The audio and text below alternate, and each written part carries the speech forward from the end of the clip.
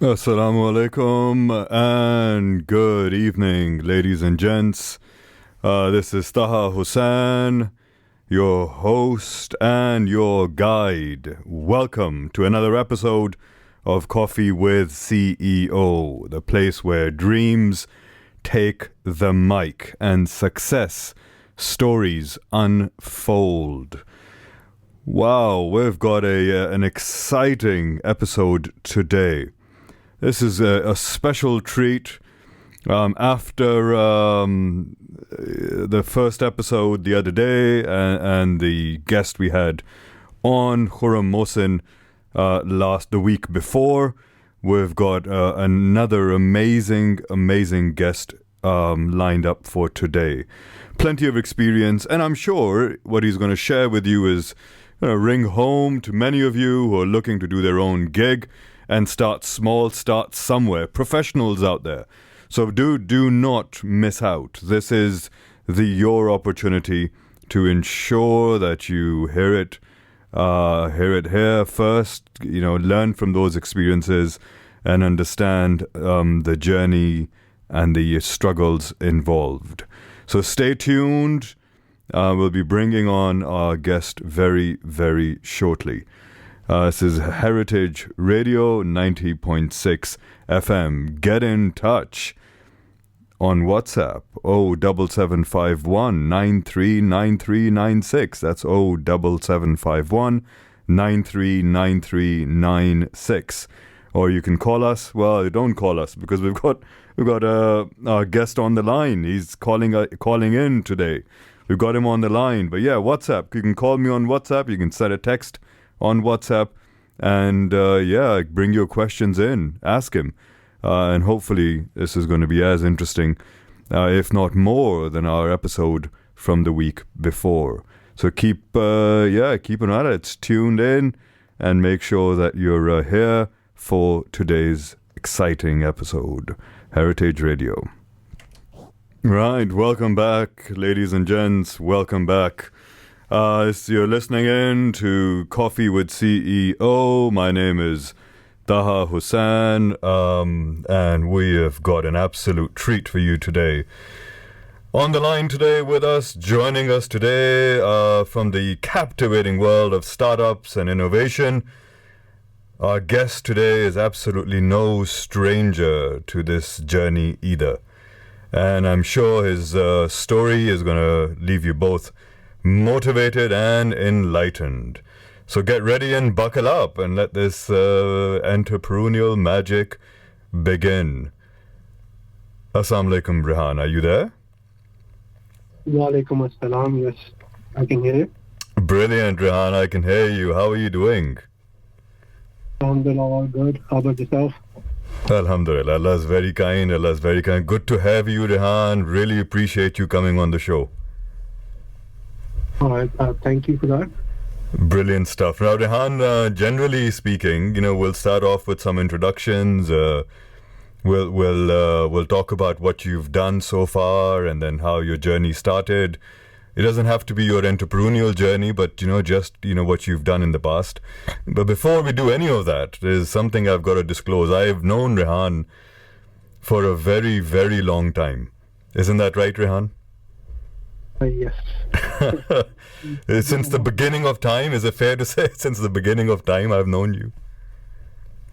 Yes, quite a lot. It's true stuff, true. Rehan, a pleasure to have you here. Rehan and I share a lot together. We share our love for food. We share our love for movies.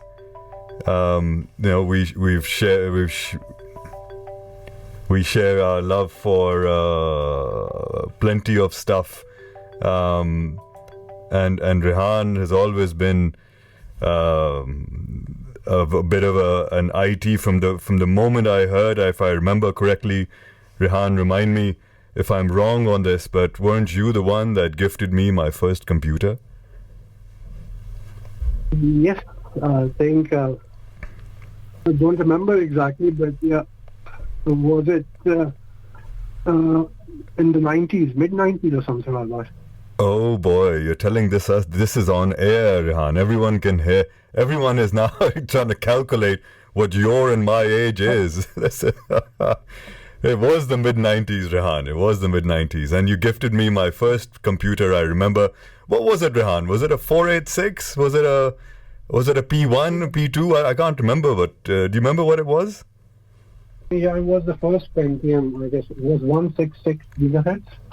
Oh, wow. That bad, eh? That bad. Yeah. Do you remember the dial-ups, Rehan?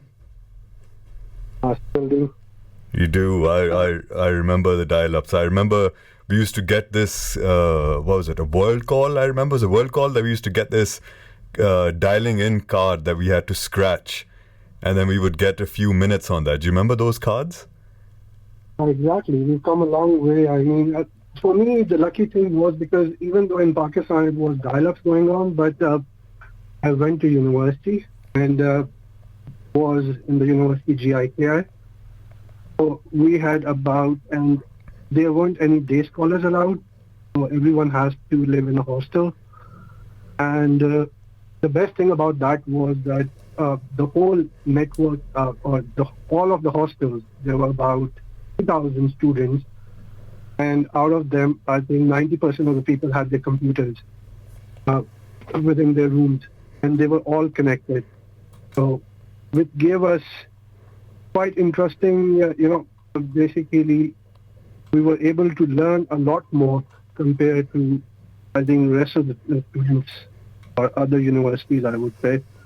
Because in the network, you get the speed of, at that time, when people were working on what was it, 33 kbps or 52 kbps, something like that. We had a speed of about 10 mbps. That's a jump and a half, isn't it? Yes, and anything you wanted to learn, we had actually our own in-house. Students developed their own little WhatsApp for the desktop, and you could communicate as a group or individuals, and if you wanted to learn anything, you just pass on the message, and anyone who knew it, they would just tell you, all right, this is how to do it, or go to this site, or use this application, or something like that. That's how I got involved into IT and basically got more interested for me. I remember, Randa, that you were back in GKI, by the way. It's Ghulam Ishaq Khan. What was it? Institute? Yes, it's Engineering University. Engineering University, Yeah. right? That initially, I remember that you were enrolled for an engineering course, but that wasn't really your forte, and I think you were more interested in the technology side of things. Is that correct to say? Yes, absolutely. Basically, I got admitted in a metallurgy department. So, but the good thing was that in Engineering Institute, the first year you learn everything. So it doesn't matter which faculty you are in. So I got the chance to do computers and electronic and even mechanical over there, and also obviously metallurgy. Stayed there for 2 years, but unfortunately had to leave because I wanted to switch to computers, but my batch, it was already too many students there. So they said, no, it's not going to be possible. So I had to come to UK to further finish my studies in computer science. And how did you find it? Amazing. I came in 2003. It's been a while, hasn't it? Been a while. Been a while, yes. And what did you? How did you? What course did you do here, Rehan? It was basically BSc Honors in Computing Science from Staffordshire University. Right. How did you find the experience? It was really good. I basically transferred my credit hours, and initially I wanted to do something in graphics, to be honest. Mm-hmm. And I started learning OpenGL and other stuff, but since I transferred and was in the last year, third year, you can say, so everything had to be done basically. I was mostly catching up because in Pakistan, the courses I was doing, they were very limited. Mm-hmm. I didn't study OpenGL or any other, you can say, graphic design programming languages, anything like that in Pakistan. So I had to catch up a lot there was a big learning curve, you can say. So I did couple of semesters, but eventually I had to switch to web development and database development because that was something I had been doing in my first year and second year as well. So it was easy to catch up and finish my course in the end. Right. I remember your interest in database development. Is that where this stemmed from? Is that where it started? Or were you always interested in database management? It's not just a database. It's overall, you can say, for me, I like to learn about technologies. Anything which is new excites me. So I always try to learn. So databases was one of the things I'm also interested in. For example, I've done some 3D graphics as well, some website designs and stuff like that, and even got a chance to do a bit of video editing. And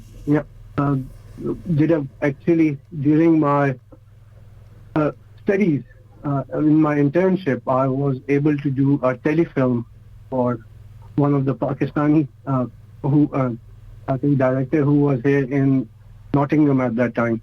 Mm-hmm. And I was the video editor, and basically the budget was so small that I had to even act in it as a short role as a doctor. Oh, really? So we've got a celebrity on our hands. I didn't realize. That's interesting. That's interesting. So let's fast forward a few. Go on. Yes. Go on. Go ahead. Yes. I was going to say, fast forwarding a few years, I know you've done quite a bit of work. Just can you summarize for us what you've done in relation to your professional work, so employed work, what you've done so far? Mostly I've been working, you can say, and I've been a web developer for a short while. Then I switched to databases and became a database developer. Mm-hmm. Then I started as a database administrator as well, and for a couple of years became platform design specialist. And then basically switching roles between because compared to website, I prefer databases. Okay. The design and basically it's the process and. You don't need the front end. That's the best part about when you're working with the databases. You don't have to first work out that, all right, what's the user face or user interface is going to be like. You can just dive into exactly what you want and get the results straight away and pass on to anyone who wants it. Right. Okay. I see that. Yeah. So you've done a few jobs, and I'd imagine in a whole variety of roles. But then yes, I'm working as an IT consultant as well. Okay, freelancing. Yes, freelancing. And it was mostly for you can say private colleges. So I would set up their infrastructure, their domain setups, computer labs, websites, and even develop some software for them, stuff like that.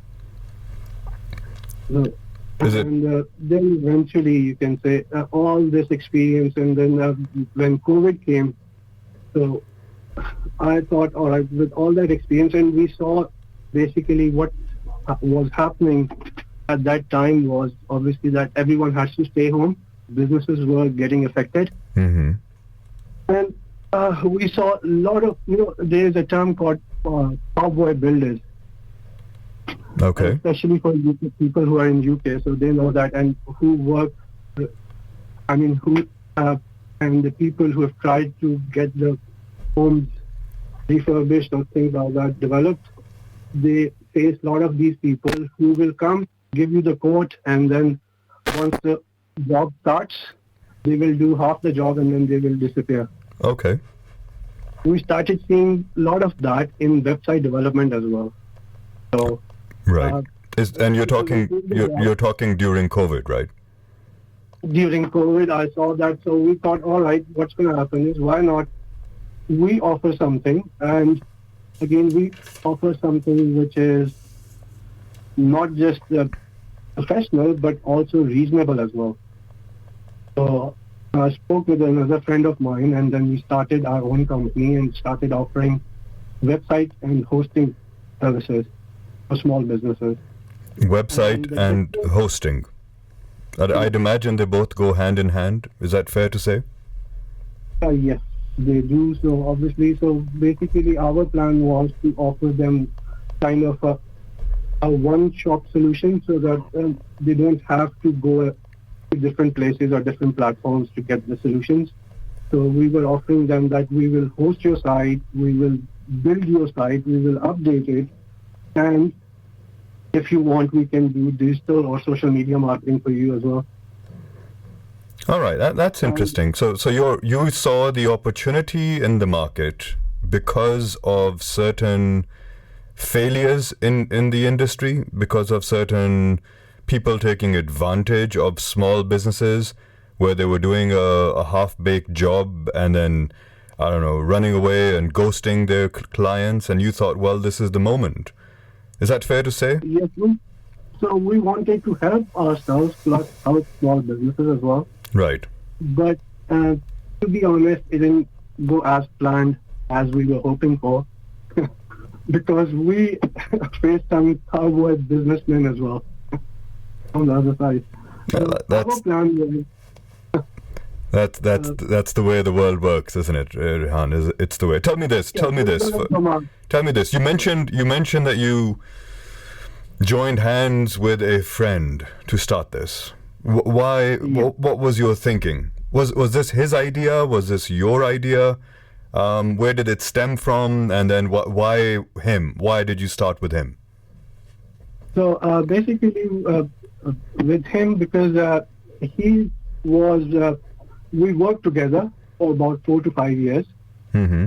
and he wanted to start something as well. And when COVID came, a lot of people got redundant, so he was redundant at the time. So he wasn't working. Plus, another thing was that he's mostly been working as a salesperson or as a management side. Okay. And I'm good on the technical side. Mm-hmm. So if you have to set up a server or develop the website or do any kind of a technical thing, I love to do that. But if you have to, like what I'm doing right now, talking to you or talking to any client, for me that's one of the most difficult things. And I don't know what basically, but just like you need a certain kind of a talent to be a salesperson, convince people to get or buy your own products and stuff like that. It's not that easy. I can imagine, especially since I've been doing business. So you need special people. And not everyone can handle that. So this is how. And the thing was, so he was really good at it, better than me, and I was the one who was doing the technical side. So it made a good combo. And alhamdulillah, we are getting there. But we had to. Basically adopt and change our plans, but we're learning from our own mistakes, and we will definitely get to the mistakes. We'll get to the challenges, Rehan. We'll talk about everything else. I've got a whole list of questions here for you that I'm very, very sure our listeners are tuned in for.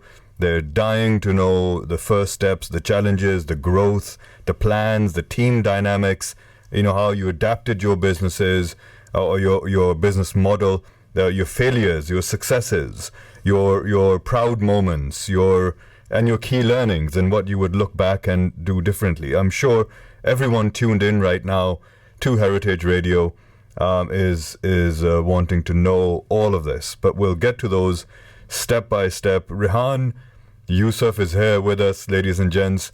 We're going to do a couple of nasheeds, come back and continue these questions.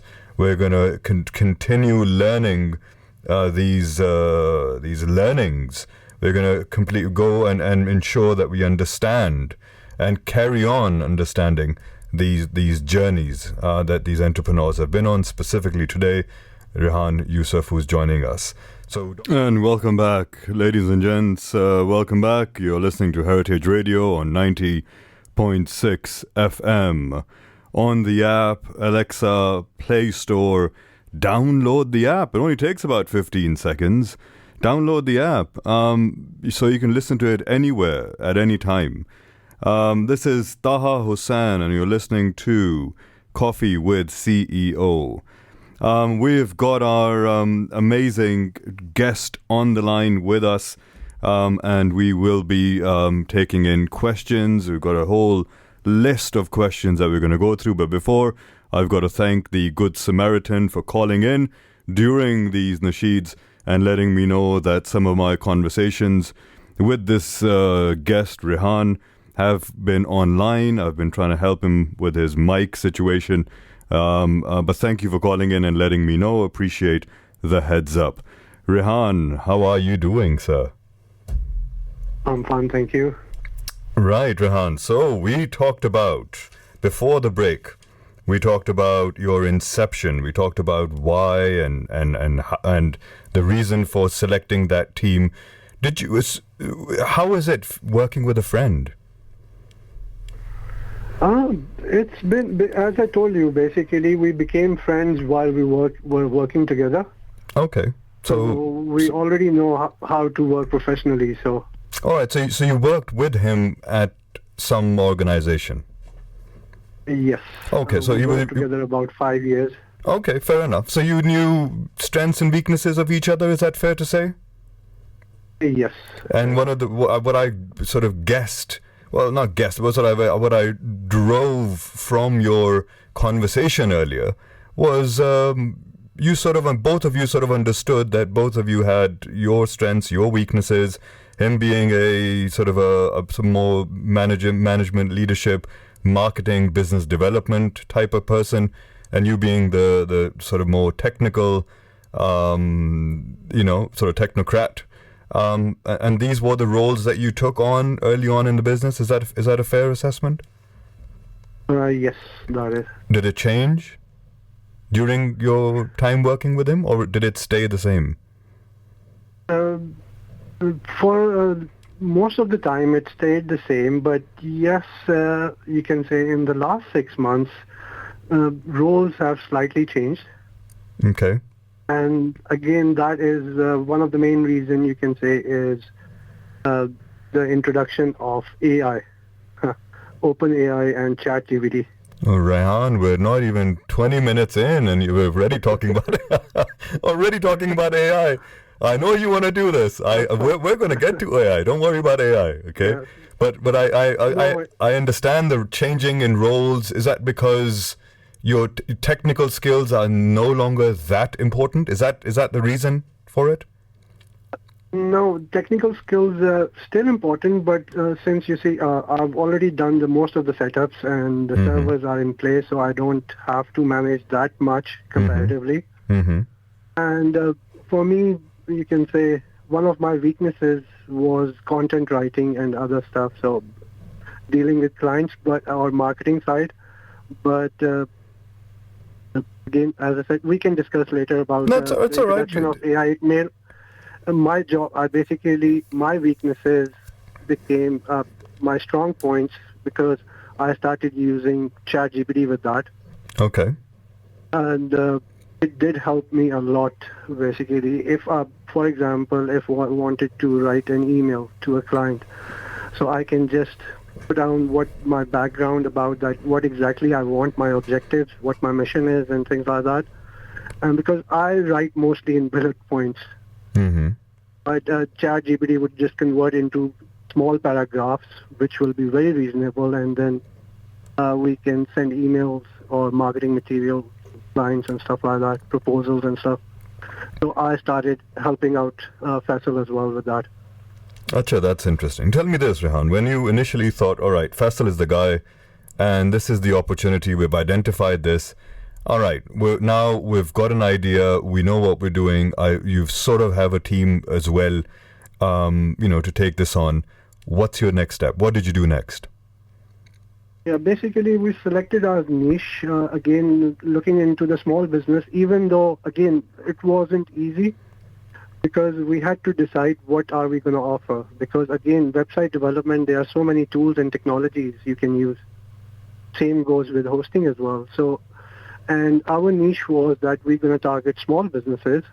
So obviously we had to keep things on the cheaper side, or at least reasonable. So, and for that, what we needed was some open source solutions. Okay. And my background is basically I'm a Microsoft certified specialist. But if I started offering Microsoft technology tools, the licenses on its own are so expensive that these businesses cannot afford that. Okay. So why did you select, if I may interject, why did you select small businesses? Why not go for big businesses? Big businesses were already surviving at that time, and as I said, that the plan was to help ourselves and to help other businesses as well. And again, with small businesses, because overall they don't have the capability of hiring professionals. And if you hire a professional, you can, for example, you do manage to hire a professional, but then that professional will be only in one field, and you'll have to hire him full-time. What we were offering was, for example, rather than hiring full-time, we would rather basically put in 10 hours or 20 hours, something like that per week for each company, or based on a project or a website, depending on what the demand is, and offer that. So which was, I think, reasonable, because for a small business to afford. And this is the reason. So again, we chose that, all right, let's help them, and we can work with multiple small businesses, and we can grow with them. I understand that. I understand that, and I understand where that strategy is coming from. But did you, at any point, think, you know what? We're not right now, being a small startup yourself. We're not ready right now to take on big businesses or larger clients. Did that thought cross your mind? Kind of, yes. Again, we can, what happens is, obviously, that if you are working for, because especially with the hosting or development, I'll talk about, because we were offering hosting as well, plus development. So, as far as web development is concerned, I would say that most of the companies, they hire, again, when you are working with big, because I've worked with international companies and national companies as well, so, and especially in financial sector. So they'll have multiple developers and BIs and basically managers who will manage those teams. So there was no point targeting them at the moment, because they are able to afford multiple people to do a project or develop their websites.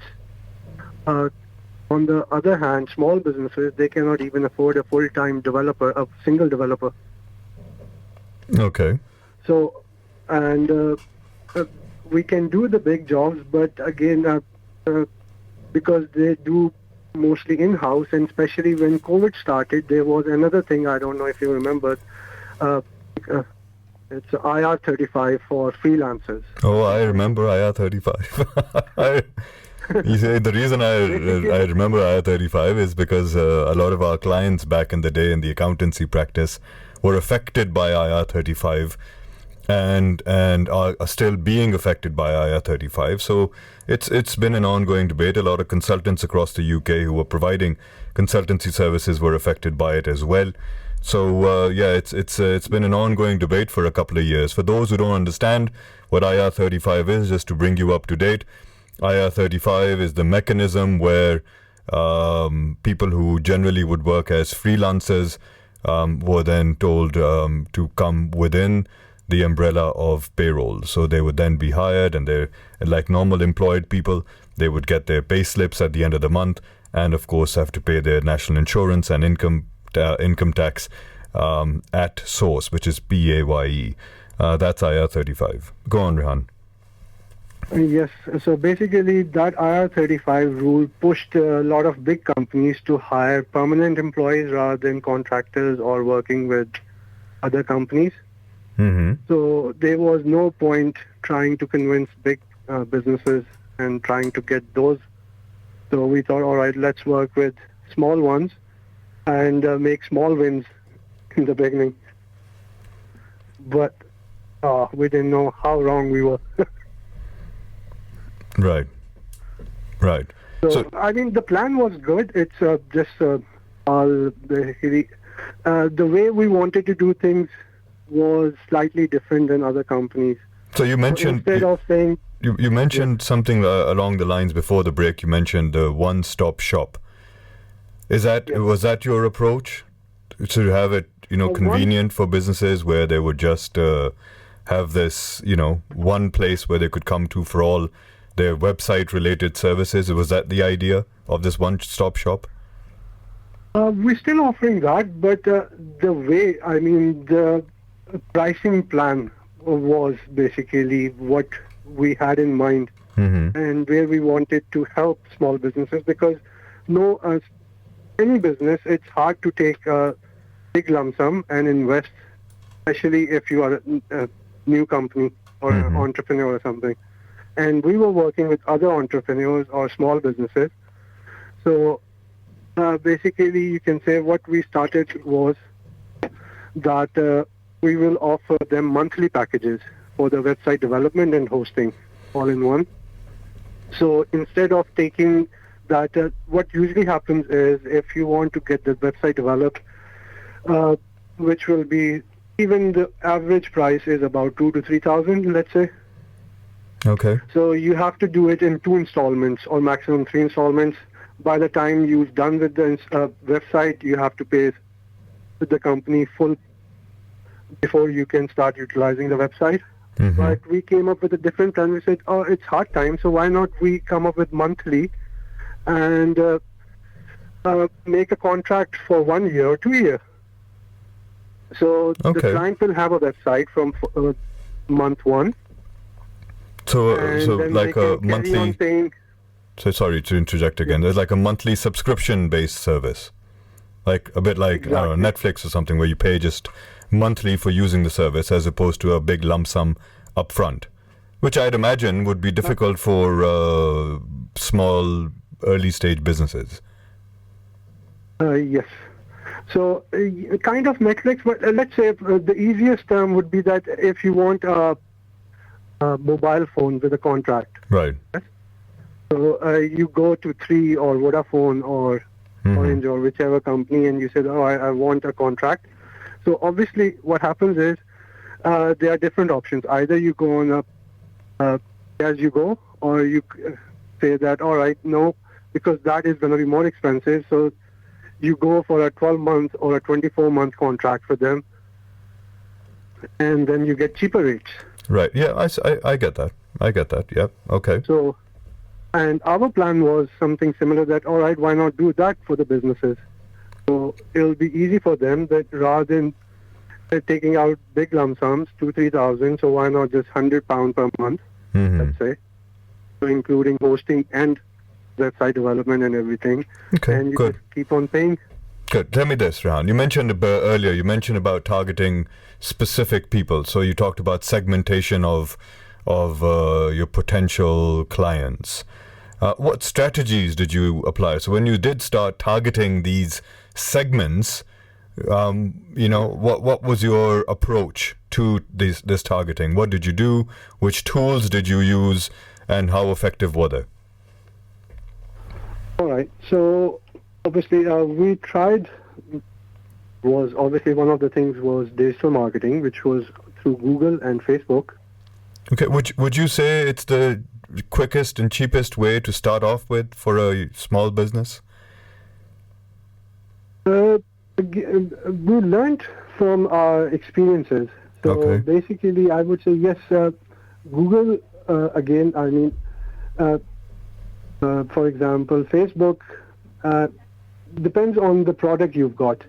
So not every product is good for Google. Or I mean, yes, you can apply Google, but then again, sometimes the price of marketing is so high that you cannot recover or you cannot get back any profit out of it. Okay, so that's, if I may, for the listeners, that's the cost of acquisition. In other words, cost of acquiring a customer, or basically not even a customer, cost of acquiring a lead. Sometimes this is also referred to cost per click.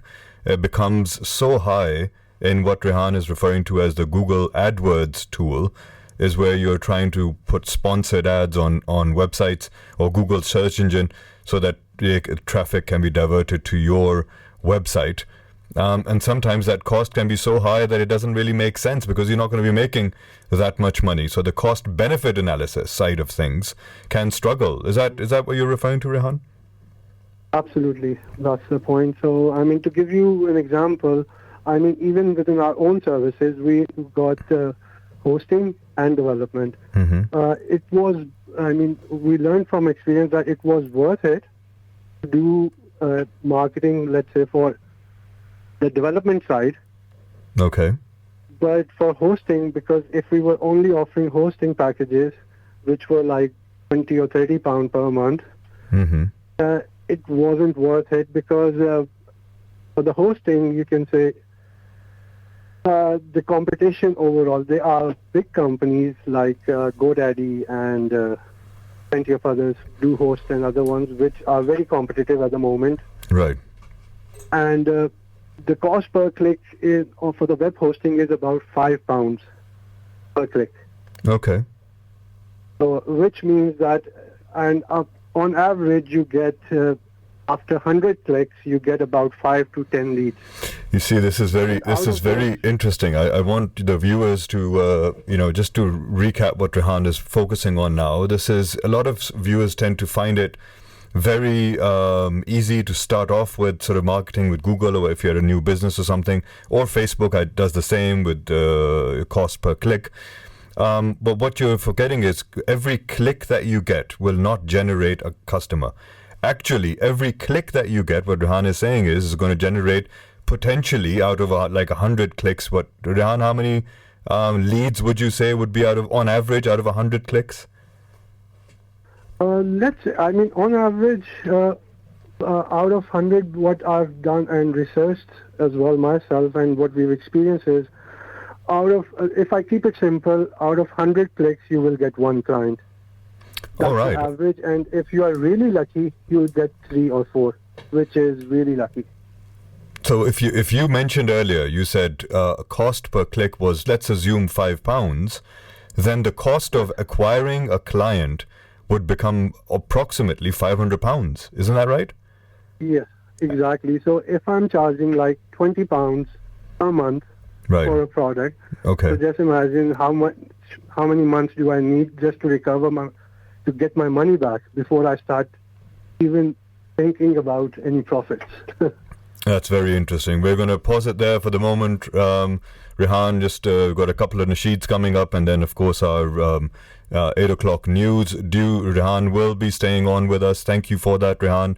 And for everyone listening in, you're listening to Heritage Radio on 90.6 FM, on the app, on Alexa, and online. Do stay tuned. This is getting interesting. This is very, very informative stuff from Rehan. And of course, after the break, we will be talking about changes. We'll be talking about AI and its impact on businesses. And I'll share some stats by McKinsey and some of the work that they've done. We'll talk about Rehan's greatest successes and failures, and of course his certain proud moments and his key learnings. So don't go anywhere. Stay tuned. This is Heritage Radio. You're listening to Coffee with CEO. My name is Taha Hussain. We have today with us Mr. Yusuf Rehan. Yusuf, who's been on the line with us and over the past hour or so, helping us understand the challenges that he has faced. Rehan, how are you doing? I'm doing fine. Thank you for asking.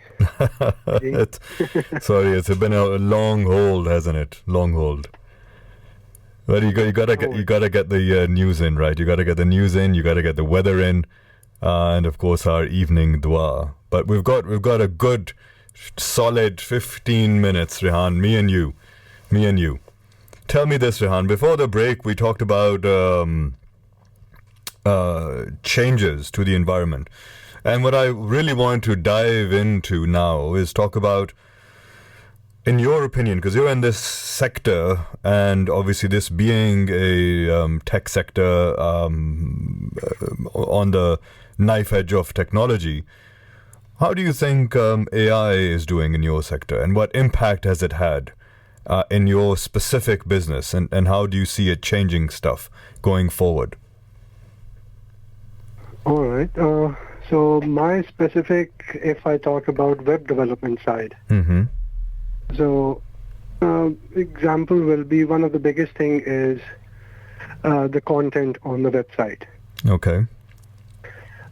Before that, I mean, you remember, I mean, when I told you first about that AI is coming and you said, oh, it might be just a hoax. I said, there are chances, but if it works, it's going to change a lot of things. I certainly remember that conversation. Yes. It's not a hoax, this I can tell you. Yes, absolutely. So I've been working with AI for almost 6 months now. Okay. I mean, they started, OpenAI, I think, launched in January or something. So I was around March or April, I joined that on ChatGPT and stuff. Mm-hmm. So, and even during that 6 months, I've seen a lot of changes happening and the product getting matured. And eventually, you can say even Google has recently, I think this week, launched their own Gemini, probably. That's what it's called. Right. So what's at the moment, I mean, every big company is trying to launch theirs. OpenAI was the first one which made a big impact. Mm-hmm. Just like when in the 90s, Google made a big impact. Okay. So, and overall, from my side, what you can say is, as I told you about the website content, so it's really hard to get a really good content writer. And if you get a really good content writer, he is then again too expensive for small businesses to afford. Okay. And if you, one way or another, if you get a decent one, but then obviously it's always a struggle to work with one because they are like unicorns. So hard to find a good one, and if you find one, they're always in demand. Okay. I can relate to Same that. goes with developer as well. Okay. Yes.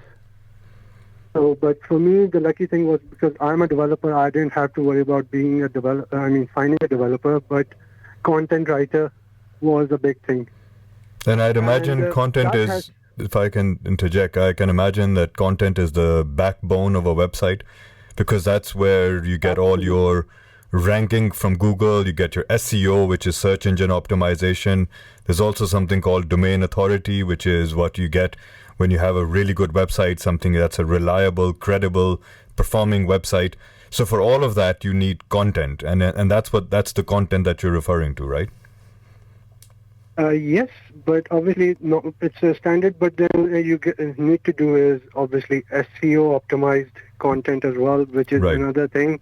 Mm-hmm. But let's talk about just simple. So ever since I've started using, basically what I've noticed is that the efficiency of a single person has improved a lot. So there was a time when, for example,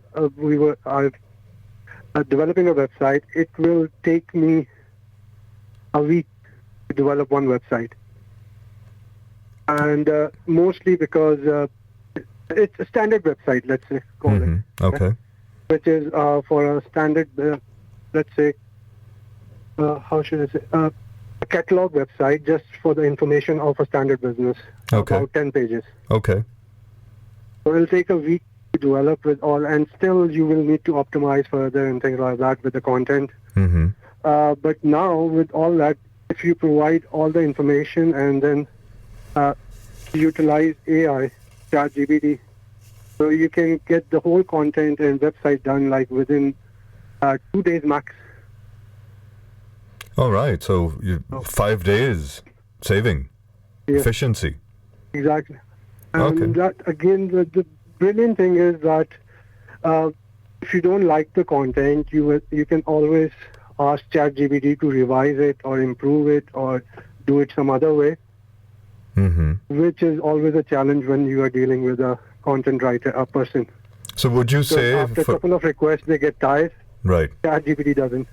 So would you say for people listening in right now and obviously interested in potentially starting a business in technology, web development or SEO management or whatever their business is, would you say that ChatGPT or other AI tools, not just that one particular, but all the other tools, and I know there are hundreds of tools now that are available that do specific things from picture building to video making to graphs to all the content creation to TikToks. There's so many other AI tools. Would you say for a small business, small entrepreneur right now starting up, would you say that using AI tools is a good way to be more efficient with your time and money?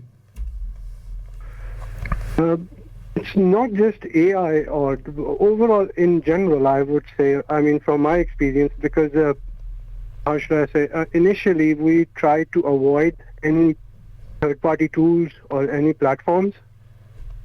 So even for communication, we were trying to simplify stuff or things like that. As a business, obviously, especially entrepreneur, when you start something, there is nothing, so you have to build from scratch. Mm-hmm. So how you're going to set up everything and how you're going to manage your accounts and things like that. I would say it's best, even from the beginning, to start utilizing the tools which are available. Rather than trying to just use Excel sheets or Word document or just Google basic analytics, stuff like that. Because we did that, and I think if we start again, I mean, we have switched now, but if we start again, I would straight away from day one subscribe to tools which I require, which are going to help me improve my efficiency and my productivity.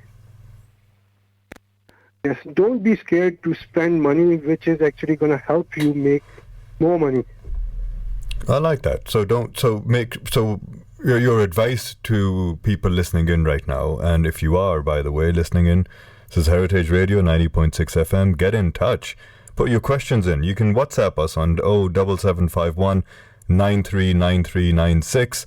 That's 07751 939396. Or call us on 0161 883 2255. That's 0161 883 2255. Get in touch. Put your questions to Rehan so we can get him to answer those tricky questions for you. So anyone who's listening in, Rehan, your advice is at the outset of a business, if you know you're going to need some tools to do your business, get the right tools because they're going to help you make money. Yes, and the second thing is, obviously, every business is unique. Even, for example, there is another hosting or development company, but the style or the way they work is going to be different the way I work or my company works. Mm-hmm. So, I mean, while working, I work with different, let's say, about 10 to 15 different companies, and everywhere I go, it was a different way of working, even though the skill set was same, but the way of working was different. So this is what, for a new business or entrepreneur, they have to decide. And ideally what I follow is I use at least 3 different type of tools, or even whatever I'm getting. So I'll try to find 3 solutions, and I'll try them. And then after trying 3 at least, then I'll pick which one is going to be more suitable to me.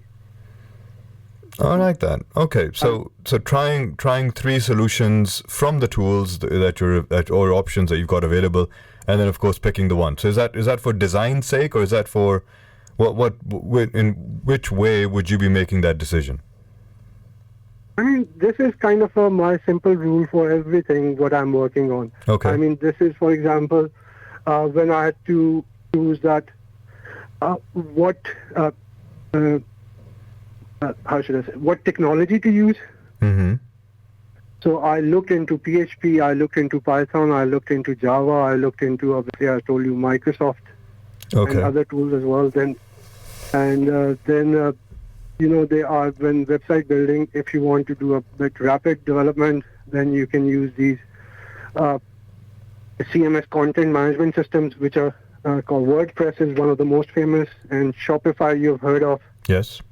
There's Wix, and then obviously there's Drupal, there's Joomla, and so many other. There's a few Python related now released as well recently. Django, I believe. Anyways, the thing is, then you have to look into that, which is what will suit you. We tried different. We even tried PrestaShop as well, just to give you an idea. Another open source solution for e-commerce. And but then we found out that WordPress or WooCommerce was the one which was most suited to us, and we were able to manage more clients with those particular products. And when I talk about, let's say, communication between our own or managing everything, I've tried, for example, Google Docs, I tried Slack, I tried few other options which were open source and shared, and I tried Microsoft. Then one which I felt more comfortable, then I went for that. Okay. So, and just to let you know, in the end, yes, I'm Microsoft certified, but I try to stay away from Microsoft. But with the communication thing, Microsoft Teams, Microsoft Outlook, that is one of the best solutions available, because what I learned was with Slack or Google Docs or other options, because you cannot get all in one package, and Microsoft offers everything in one package, one license, under one license. So which means one of the most difficult things is how you gonna share your time with your team or yourself or you working on. Okay. And what I felt was that I was spending more time on managing the tools itself, which were gonna help my team and myself. All right. So, which was kind of a waste of time for me. So I then switched to Microsoft Teams, and then because their solutions are like single sign-on solutions. Once you register for one, you get access to each and everything, and it's already set up. Okay. So, so just to recap what we've discussed is that now make sure that you investigate all the resources that are available, all the possible tools that you can use, whether it's for communication, whether it's for your documents management, whether it's for your technical skills or SEO or whatever other business that you're doing, whatever specific tools you have. Make sure you investigate the potential resources and tools that you have available. And then once you've done that, possibly even test them out, get them trials out. A lot of businesses offer free trials. Get those trials, test them, see if they're worth the money, see if they're worth it. And of course, if they are, use them from the outset, because they will considerably help your business become more efficient. And of course, they will help your business become more, you'll be able to achieve more of your objectives. Is that right? Definitely, because as you said that most of these companies, I would say 90% of them, we didn't have to pay for the first 30 days. So first 30 days were free trial, and once you were satisfied, so we went for most of them. And don't get me wrong, Slack or Google Docs, they are brilliant as well. But it's what your requirement is.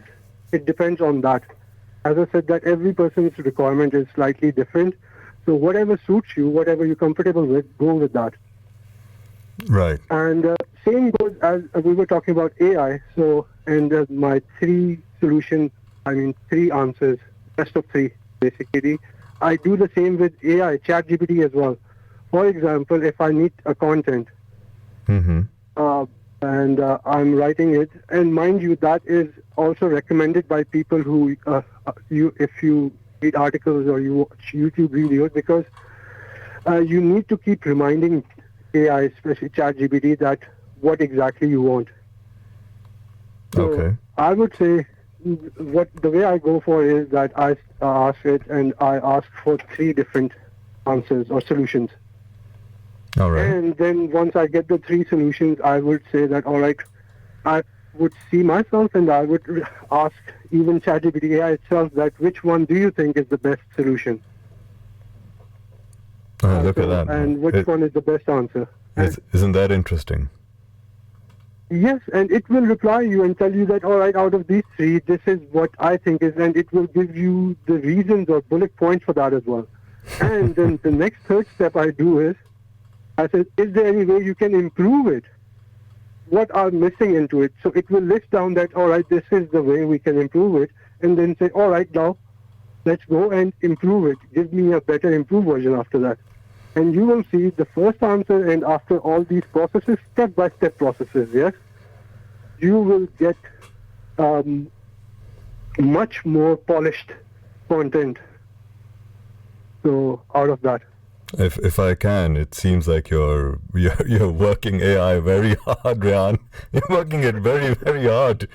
Yeah, I don't think anyone's working AI that hard. Asking it to give three options and improve on them, and then look at the best option and then polish that even further. I love that. This is a great strategy for those who are working with AI. If you didn't know this, this is where you heard it first on Heritage Radio. Make that AI work for you. With us, Rehan Yusuf has been telling us a lot about AI and how to really squeeze the benefits out of it. Rehan, enough about AI. Tell me this. What are your current biggest challenges for your company? The biggest challenge. It's been, you can say, about 3 years since we started. So, and for a year we took a break. Okay. So we were focusing on another project, which we can talk about some other time. But anyways, we are back. Focusing on this web hosting and web development side.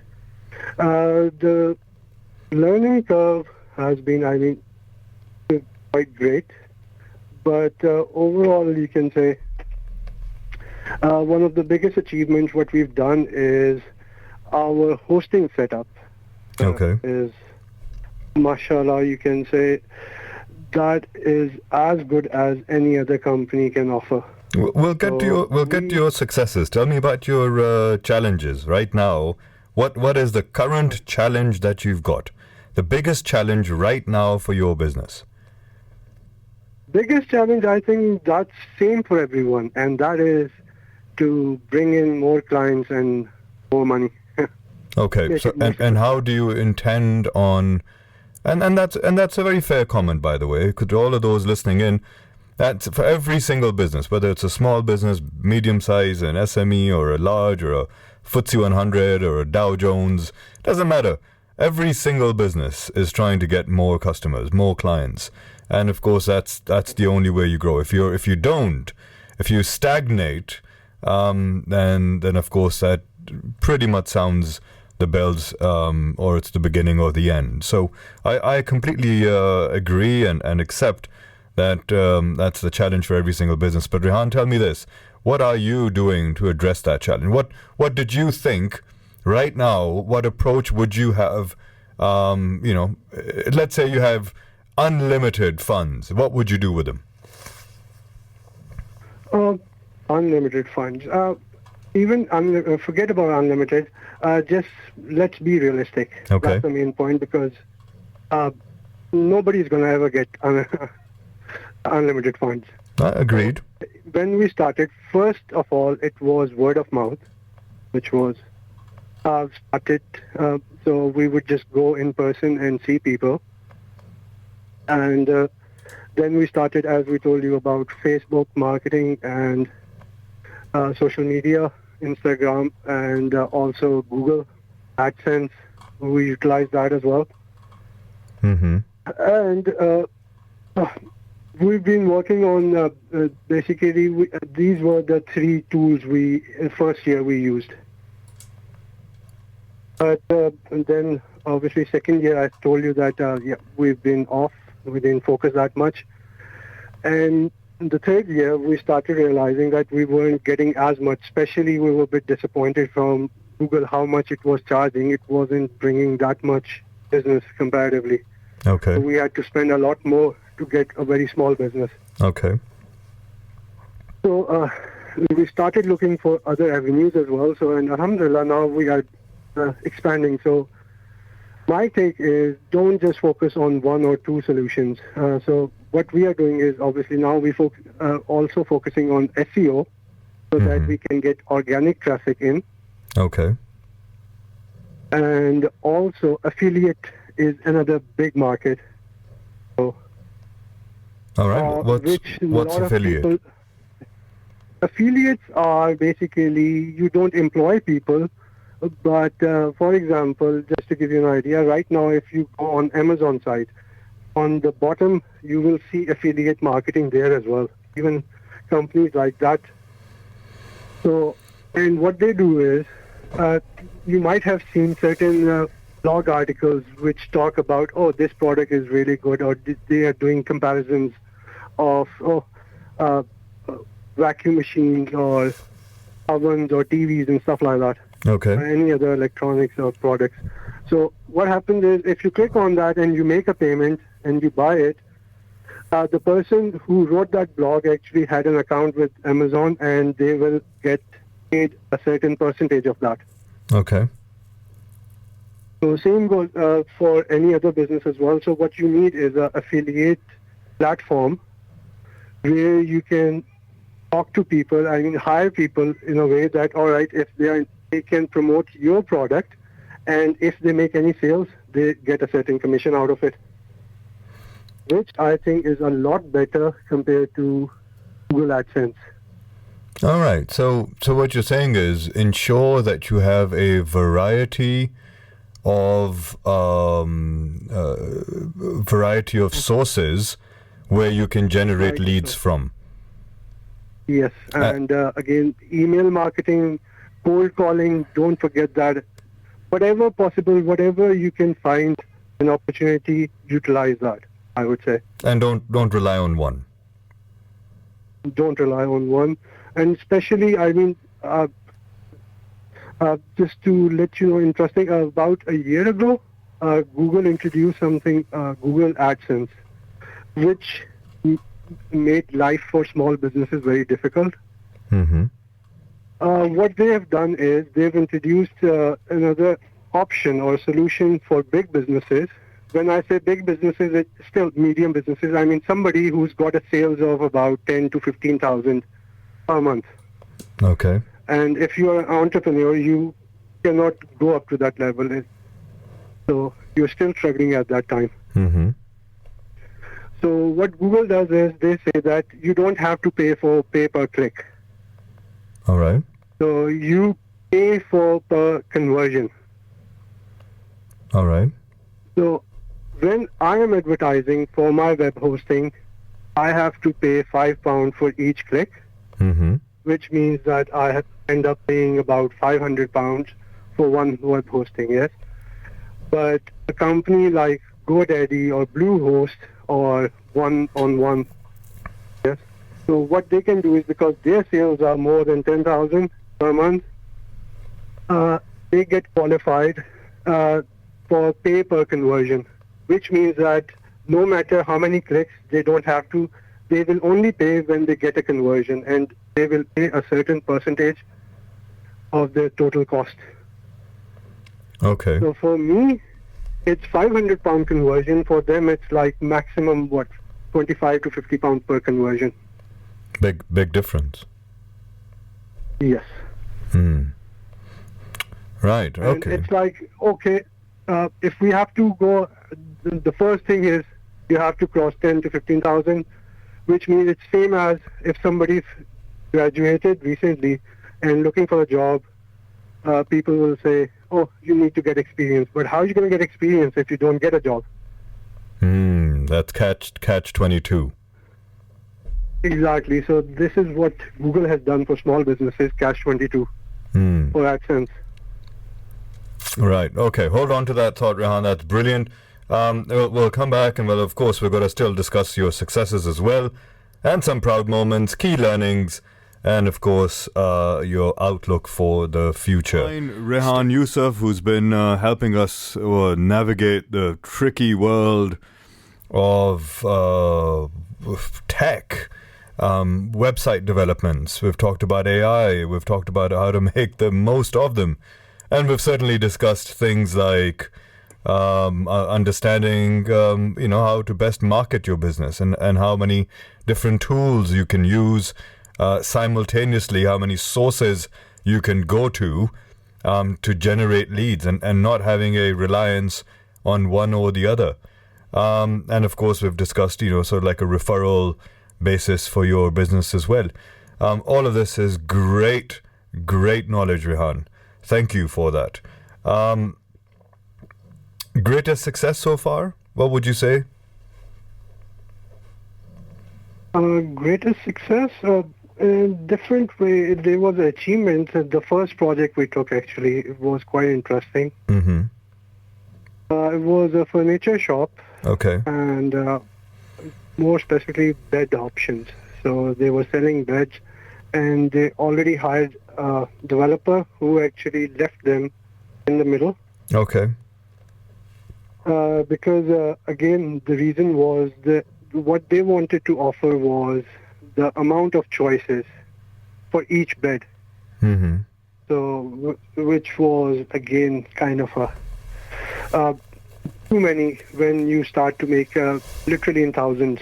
Okay. Because, for example, if you're doing a bed, you want what size, what color, what material, and what design.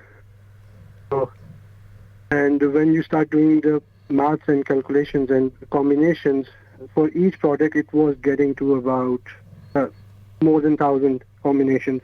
Oh, wow. And to price them for each, and there were 60 different products.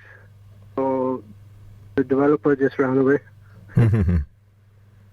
So one of those I told you. So it's not, anyways.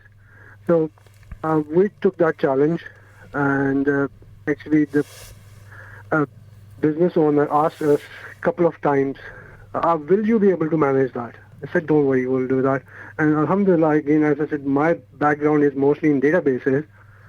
So before doing anything else, first thing I did was enter all the data into the tables, create a design, and then generate a script to come up with the whole list. So rather than me doing it manually, I just created my own in-house first script, which would generate prices. So it was 50,000 prices, like in half an hour. Mm-hmm. And we still utilize that whenever we have to work with any bed or furniture company. So we really enjoyed working on that, alhamdulillah. So that went well. Other than that, it's not the development itself. Another big achievement, mashallah, is the hosting setup, what we've done. So our servers, mashallah, you can say we manage them, and the performance of those servers, I've compared it with the big websites, and our hosting is, if not better, it's at least equal. Minimum is equal to one of the biggest hosting companies. That's an achievement. Yes. So our infrastructure or the network is very strong because in the end, back end, we are still using Amazon or Google cloud services. We, rather than buying our own, we are hiring from cloud. Mm-hmm. But then once we hired that, so we looked around what options and what tools to use for web servers and stuff like that. Right. It will get a bit technical, but I'm just one of the biggest things, for example, is in web hosting is what kind of a web server are you using? Mm-hmm. So if you are Microsoft, then most of the people, let's say they use IIS, which again Microsoft product, or they will use Apache. Right. So and then there are Nginx and some others as well in the market. So we tested all of them, as I told you. So, and in the end, there's another one which is in the market called Open Lightspeed. Okay. So, which gets the most out of if you're using Apache or IIS or Nginx compared to all these. The PHP, basically the WordPress we were using, it is mostly optimized for that, and it will deliver. Let's say about 2 to 3 times better results or performance out of the same hardware. or the same virtual machine compared to the other web servers. Right. So again, coming back to your point about looking at least three options and selecting the best one that suits you from those three options. So that resource investigation side of things. Absolutely. So as I told you, this three-option policy for me, I try to utilize that everywhere. It doesn't matter whether I'm writing a code or writing an email or content or whatever. So I'll mostly, whenever possible, will utilize that. Great stuff. Right. So again, very insightful, Rehan. Thank you for sharing your failures and of course your challenges and your successes with us. Don't go anywhere, guys. We've got some amazing questions lined up for Rehan. After the news, we'll be talking to him about his key learnings. He's shared with us already some of his key learnings, a bit about those tools before, but we'll be talking about, we have a trick question up our sleeve to see if, we can have a bit of fun with this as well. We'll also be talking about his guidances, who his influences were, and of course, his outlook for the future. So don't go anywhere. We are joined by Rehan Yusuf, who's shared quite a bit of insights onto his new business, his startup in the tech sector, obviously looking at web development and web hosting, and how he's faced these initial challenges, the sort of tools that he used, his approach to using this sort of 3-to-1 ratio of decision making. That's been great. We've delved into all the lessons and learnings along the way. And yeah, it's been absolutely captivating today and hopefully motivating at the same time. Rehan, I've got 2 more questions for you. Are you ready to take them on? Sure. Right. So, firstly, thank you for bearing with us. I know that's a long break. But 2 more questions and I'll let you go. I know you probably haven't had dinner. You just finished work when we got on the call, so apologies for that. But yeah, 2 more questions and I'll let you go, right? First question for you. Looking back now, what is the most important lesson that you've learned? Apart from that lesson that you talked about earlier, which is, of course, use the tools as early as possible, get them in. Apart from that lesson, what is the most important lesson that you've learned looking back as an entrepreneur? As an entrepreneur, all right. Especially if we keep it to the web development side. Okay. So one of the most important, the difficult things we had to face was once we have had the website up and running.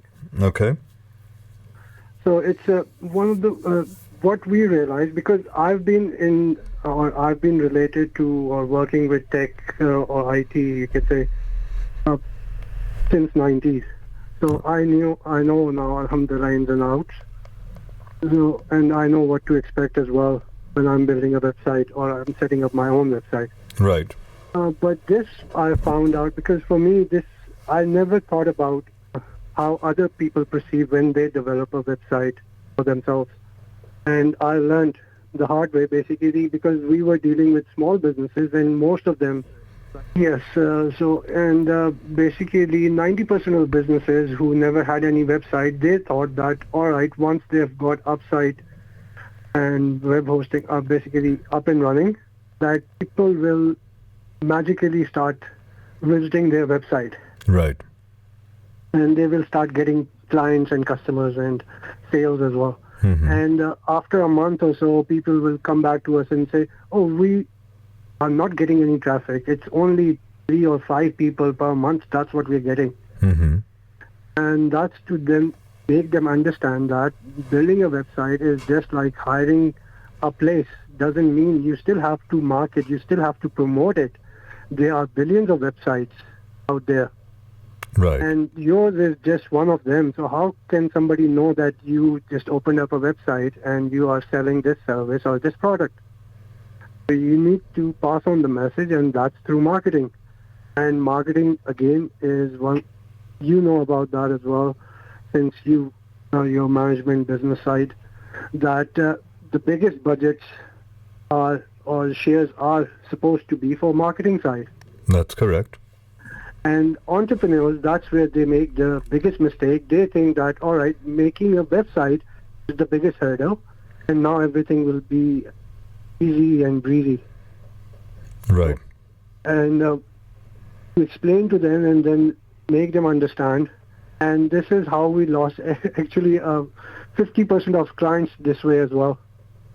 All right. Basically, and this is where our strategy didn't work, because when I told you about that, we were charging monthly plans.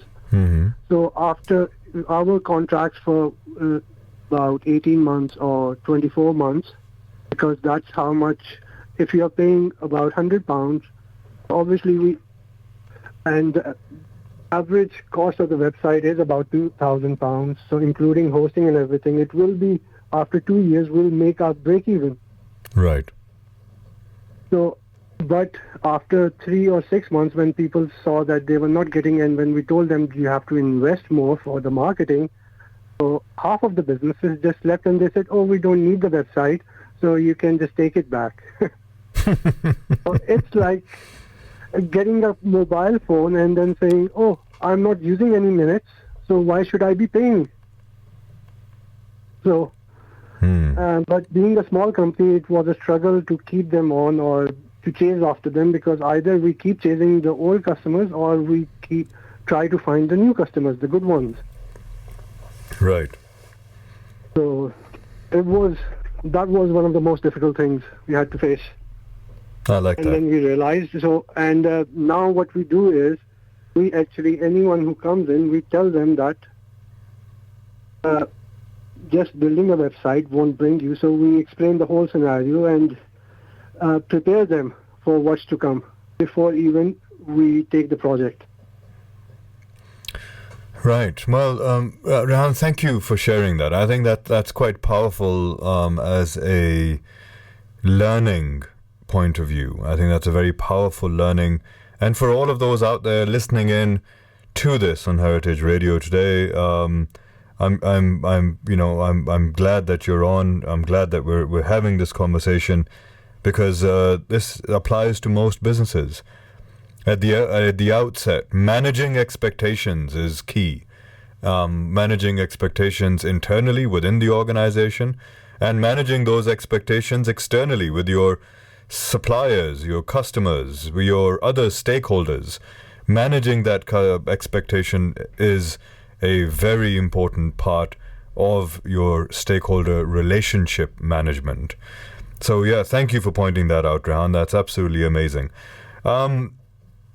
Last question for you. Like I said, last question. Do you have any role models that might have influenced your journey so far? Do you look up to anyone, whether in the tech industry, whether in the religious domain or political domain, or we can't really talk about politics that much here, but religious domain, or do you have any role models that you look up to, whether they're entrepreneurs or startups, or where you think, look, that I like their journey, or I've liked what they've done, I like what they've achieved, or their etiquettes, or their ethics, and I'd like to do something similar?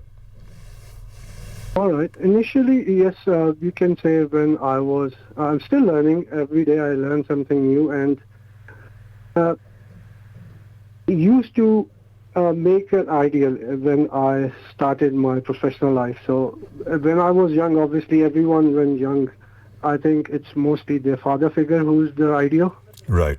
And it was the same for me. And eventually then, obviously, when I grew older and I came into the professional life, then I started looking other places, obviously other people who've been doing businesses and stuff like that.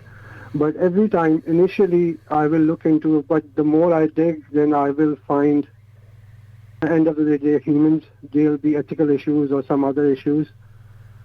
So eventually, the only person left was Prophet Muhammad, peace be upon him. Sallallahu alaihi wasallam.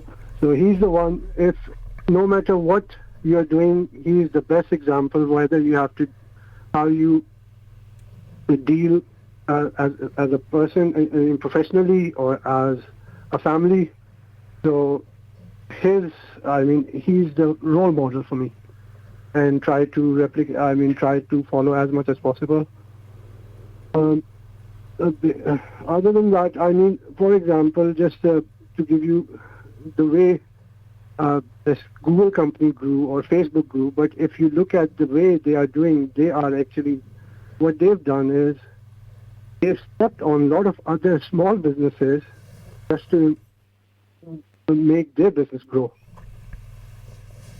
So, and a lot of things, the way they have done is unethical, but because they are big, nobody can do anything about that. Right. No, we obviously don't want to be pointing fingers, but I think, but on the same note, I think that there is plenty of publicly available information. Things like Cambridge Analytica.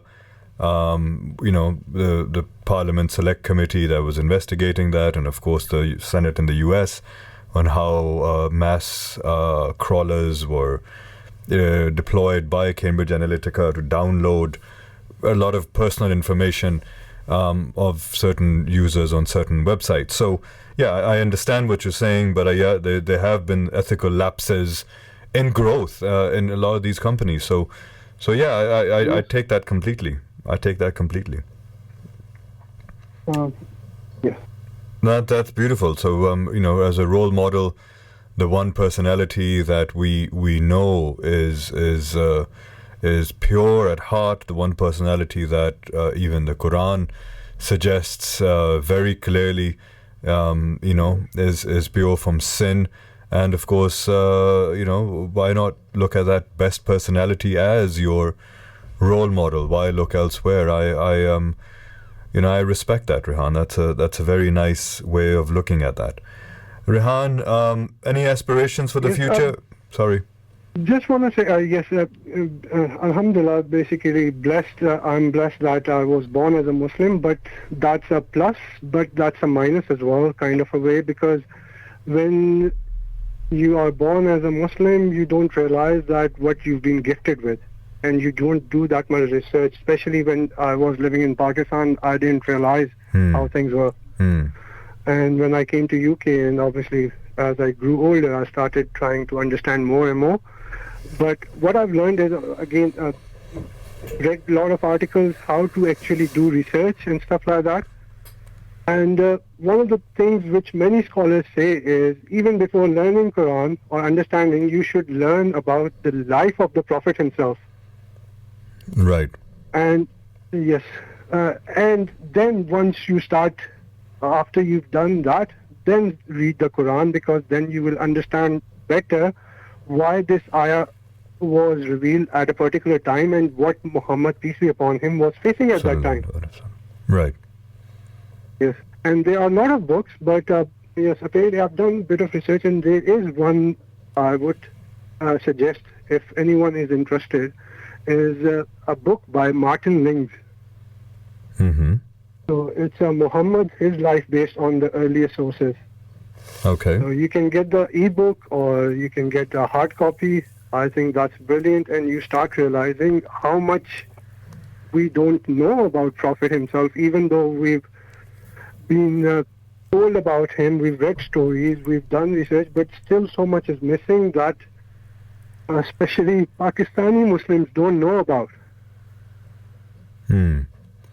Well, I think it's because, and I agree with you, Rehan. I think it's because we, being from Pakistan as well, and being brought up, in Lahore, you're living in a cocoon. You're living in this very protected environment where it's assumed that it's through cultural insight you'll get to know a lot of the religion, which unfortunately isn't a lot of the accurate side of the religion, because with hearsay, with the grapevine effect, a lot of the things that we were hearing back in the day wasn't entirely accurate. And then of course when you start doing your own research, and then you realize, well, our religion is very much more sophisticated, very much more intellectual, very much more articulate in the way that the message is given across, and of course in its application and its flexibilities and its beauty is very, very different to what we would hear through that grapevine effect, right? So I couldn't agree more. I think that's a very nice comment there. Thank you for that, Rehan. On the outlook side of things, any plans for the future? Any new startups coming up? Any new projects that you're going to be focusing on, or is this your baby right now? There is actually, again, related to another. I'm hoping to start. We've been working on it actually. A lot of our clients, you can say, which left us or didn't join us, in was about, can you offer some cheap web hosting? Mm-hmm. Because what at the moment we do is we offer hosting people, which is a whole virtual private server, right, and one website on each server. Mm-hmm. But and the minimum for that is about 25-30 anyways. Mm-hmm. So that is including the management, which means that we take care of everything, installation, backup, security. But people wanted something cheaper, so we are actually planning another website, launching it in January, inshallah, which is gonna be like give tough competition to any cheap websites, because what we're planning is to start offering, but that will be a shared hosting, and we will be offering not just the hosting service, but especially for developers who are interested, we'll be offering page builder licenses like DV or Elementor with that as well. Right. Well, Rehan, I think I speak for the price of that's great, Rehan. If I may say so, I think I speak for everyone listening in today that we wish you the very, very best in the current startup that you're working on. It's not a startup anymore. You've been going for a few years now, but and the next one as well. We all wish you the very, very best. And on behalf of everyone listening in on Heritage Radio today, I'd like to thank you very much for your time, your learnings, all your insights. It's been very impactful. It's been very powerful, and thank you for sharing all your learnings with us. Rehan, pleasure having you on. You're welcome. It was happy to be here, so it was my pleasure. Thank you very much, Rehan. Take care of yourself and hopefully speak to you soon. Assalamu alaikum. All right. Wa alaikum assalam.